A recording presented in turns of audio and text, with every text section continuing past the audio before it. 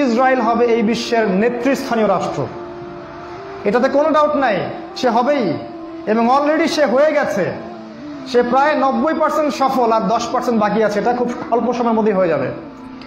কারণ আমাদের দুর্বলতা আছে যে আমরা যে আপোষে কাদা ছোটাছুটিতে ব্যস্ত ছিলাম, আমরা হালুয়া রুটি খাচ্ছিলাম, এই সময়টুকুর মধ্যে ও প্রচন্ড শক্তিশালী হয়ে গেছে।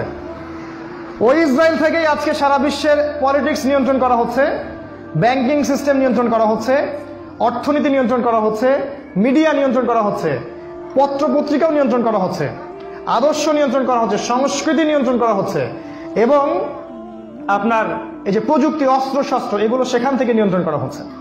আর এটাই সেই রাষ্ট্র যেখান থেকে দাজ্জাল মানুষের রূপে বের হবে। এটাই সেই রাষ্ট্র। ওই জেরুজালেম থেকেই দাজ্জাল বের হবে। এই শক্তিশালী হয়ে গেল আমাদের চোখের সামনেই, কিন্তু আমরা কিছু করতে পারলাম না। এই যখন শক্তিশালী হয়ে গেছে, তখন সামনে একটা মহাযুদ্ধ লঞ্চ করবে, যেখানে 80টা দেশ পৃথিবীর একত্রিত হয়ে যাবে এবং প্রত্যেকটা দেশের আন্ডারে থাকবে 12,000 করে সৈন্য। এবং এই যুদ্ধে প্রত্যেক 100 জন সৈনিকের মধ্যে 99টা সৈনিক মারা যাবে এই যুদ্ধে।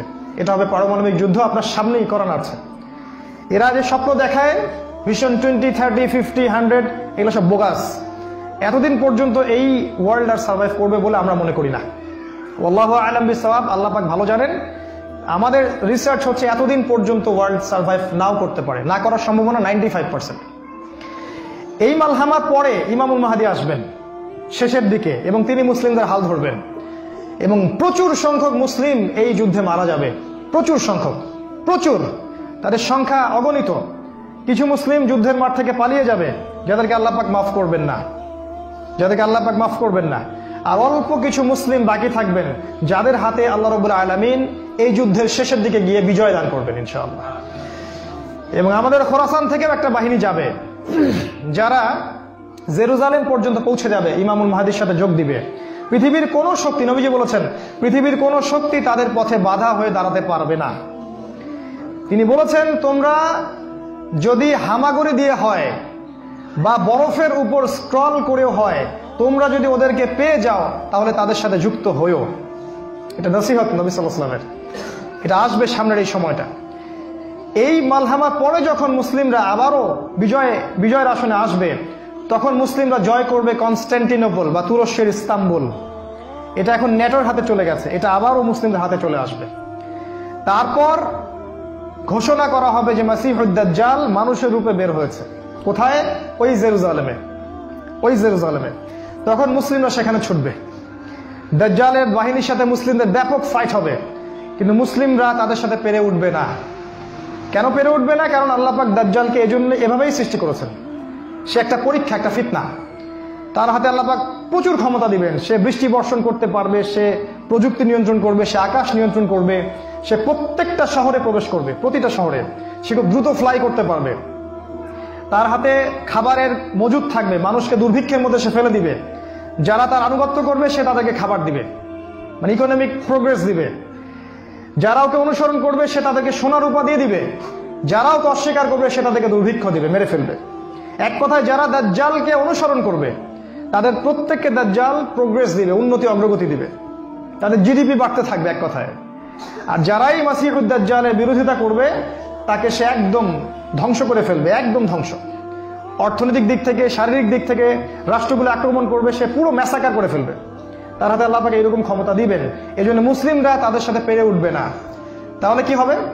আল্লাহ রাব্বুল আলামিন তখন মুসলিমদের দোয়া কবুল করবেন এবং ঈসা আলাইহিস সালামকে আকাশ থেকে পাঠাবেন এই পৃথিবীতে আবারও ইনশাআল্লাহ। এবং ঈসা আলাইহিস সালাম সিরিয়ার দামেস্কে সাদা মিনারের উপরে নামবেন এবং ইমামুল মাহদীও সেখানে থাকবেন। সেখানে ফজরের নামাজ পড়া হবে, ইমামুল মাহদী ইমামতি করবেন, আর এই ঈসা আলাইহিস সালাম পিছনে মুক্তাদি হয়ে থাকবেন। এটা আমাদের জন্য গর্বের বিষয়। এরপরে ঈসা আলাইহিস সালাম বলবেন যে অবরোধ তুলে দাও। অবরোধ তুলে দেওয়া হবে, মসজিদের দরজা খুলে দেওয়া হবে এবং ঈসা আলাইহিস সালামকে দেখা মাত্রই মাসিহুদ দাজ্জাল পালাতে শুরু করবে এবং দাজ্জালের বাহিনী অর্থাৎ ইহুদি খ্রিস্টান সভ্যতার সাথে মুসলিমদের যুদ্ধ হবে। নবী সাল্লাল্লাহু আলাইহি ওয়াসাল্লাম বলেছেন, হাদিসে শোনেন, নবীজি বলেছেন লাতুকাতিলুনাল ইয়াহুদ, শেষ জামানায় তোমরা অবশ্যই ইহুদিদের সাথে যুদ্ধ করবে, অবশ্যই করবে।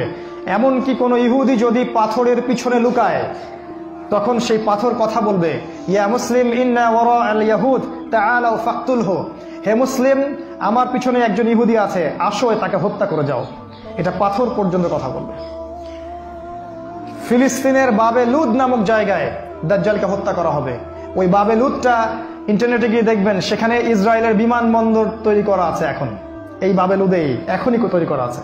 আমি একটু আগে বললাম যে দাজ্জাল আকাশ নিয়ন্ত্রণ করবে, ওই বাবে লুদের এয়ারপোর্ট থেকেই সে আকাশ নিয়ন্ত্রণ করবে। আমার মত এটা আমার মত, আমার বুঝ এটা। ওই বাবে লুদে সবচেয়ে বড় একটা এয়ারক্রাফটের ঘাঁটি তারা মজুদ করেছে এই বাবে লুদের মধ্যে, প্যালেস্টাইনে। আর ওই জায়গায় ঈসা আলাইহিস সালাম এই মাসিহুদ দাজ্জালকে হত্যা করবে। এরপরে ঈসা আলাইহিস সালাম জেরুজালেম থেকে ইমামুল মাহদিকে সাথে নিয়ে পুরো বিশ্বে ইসলামী খেলাফা বাস্তবায়ন করবে। পুরো বিশ্বে নবীজি বলেছেন, একটা পাকা বাড়ি একটা কাঁচা বাড়িও বাদ থাকবে না যেখানে ইসলামের কালিমা লা ইলাহা ইল্লাল্লাহ প্রবেশ করবে না। একটা কাঁচা বাড়ি একটা পাকা বাড়িও বাদ থাকবে না। এরপরে ঈসা আলাইহিস সালাম 40 বছর এই পৃথিবীতে ইসলামী খেলাফা বাস্তবায়ন করবেন। নবীজি বলেছেন, পৃথিবীতে কোনো জুলুম থাকবে না, কোনো রকমের অন্যায় পাপাচার থাকবে না। বাঘে এবং হরিণে এক ঘাটে পানি খাবে, কেউ কারো প্রতি কোনো অবিচার করবে না। এক একটা ফল হবে বিশাল বিশাল, আল্লাহ পাক বরকতের দরজা সব খুলে দিবেন।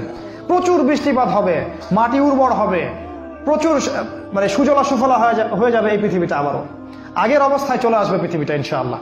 কোনো দূষণ থাকবে না, কিচ্ছু থাকবে না ইনশাআল্লাহ। এই 40 বছর তিনি রাজত্ব করবেন, তারপর তিনি মারা যাবেন এবং তাকে দাফন করা হবে রাসূল সাল্লাল্লাহু আলাইহি ওয়াসাল্লামের কবরের পাশে। আর ইমামুল মাহদী আরো আগেই মারা যাবেন। তিনি 7 বা 9 বছর রাজত্ব করবেন, এই মুসলিম উম্মাহকে নেতৃত্ব দিবেন। এই অবস্থাটা সামনে আসতে যাচ্ছে।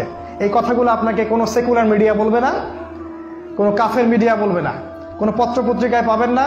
ইভেন এখন ওয়াজ মাহফিলেও এগুলো বলা বন্ধ হয়ে গেছে।